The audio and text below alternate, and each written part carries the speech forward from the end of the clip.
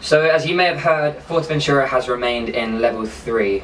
Yeah, that was the news as of yesterday, which means live music in Fuerteventura is still cancelled. And I personally think it's ridiculous. Well, we both personally think it's ridiculous. Yeah. Because if restrictions are in place, if there's a maximum amount of people, if you can't dance, you have to be socially distanced, what difference does music make, live music? If you can go to a bar and watch football on the TV, what's the difference between watching football or watching live music, or watching just TV, or just listening to background music? There's no difference, just someone standing there just trying to make a living. There's no real correlation between COVID cases and live music for Fuerteventura. So they cancelled live music here a couple of months ago, and since they cancelled live music, cases shot up to over 350, which was the highest cases we had recently in the last couple of weeks. And they've also come all the way back down to this week we're just below 100. So these COVID cases are going up and down, it's fluctuating, but live music has nothing to do with that. There's no scientific fact that says live music is doing this. No, it doesn't make sense logically, and it doesn't make sense, like the figures, statistically it doesn't make sense. It's not that they cancel live music and it drops massively, it's gone up. It's the opposite. So what difference does it make? So let's make this clear, this is not the whole of Fuerteventura, this is Oliva's district, because you're still gigging in the south, aren't you? Yep, there's still music in the south, there's still music in Puerto, there's music in the other Canary Islands, just not music in Oliva, because the Oliva government have decided that we're not allowed it. Yeah.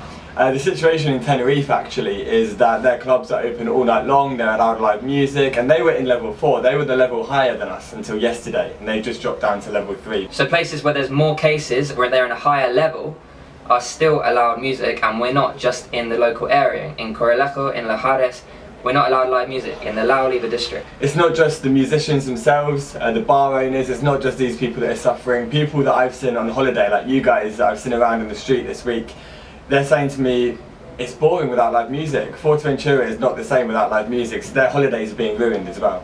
Yeah, and back to the musicians and bars, like so many people, obviously, like myself and like David, rely on playing music for a living, and we don't want to feel like criminals if we play a gig and entertain some people, and when we're distanced, wearing masks and walking around, we do all the things that are necessary, but we're not allowed to play a gig because you might get fined by the local police, because it's illegal to play live music. It's illegal to make a living.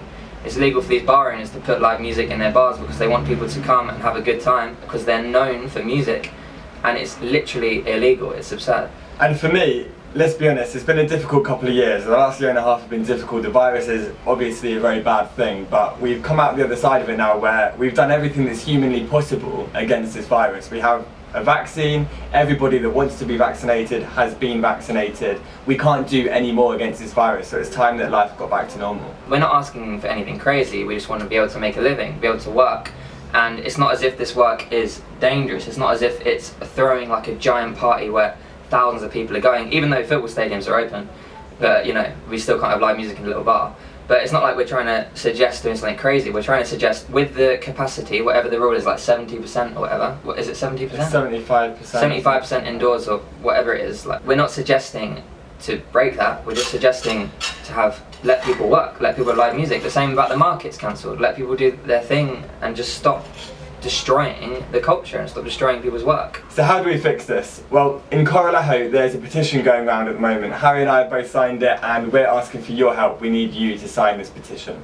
The petition literally is saying to Oliva government, council, can you give us a reason why we can't have live music? And if not, then we want to be able to make a living, we want to be able to work.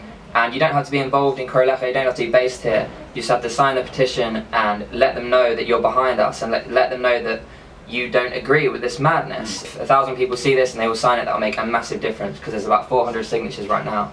And yeah, it would mean so much to us, the bar owners, to people coming here on holiday, to bring some of life back into Fuerteventura and let people work and make a living. Yeah, we're going to drop this petition, the link in the description box below, you'll find it there. We'll put it right at the top so you can't miss it, and leave us a comment on this video, let us know what your thoughts are on this. We want to know if you guys think the same as what we do. And also, when you've signed the petition, just say that you signed it in the comments box below so that we know you have. And also share the petition around with as many people you know who you think will agree with us. Yeah. Thanks for watching, it means a lot, and we hope that the message gets out there to a lot of people. Yeah, thanks for watching guys.